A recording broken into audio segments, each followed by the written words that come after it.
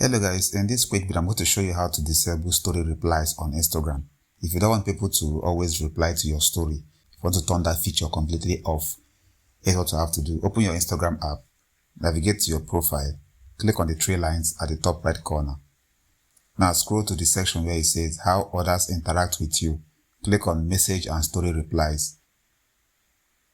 Here we're going to click on story replies. As you can see right here, you can now select don't allow story replies. From now on, nobody can reply to your story when you post them. So that's how you turn off story replies on Instagram. That's all for this video. See you guys in the next one.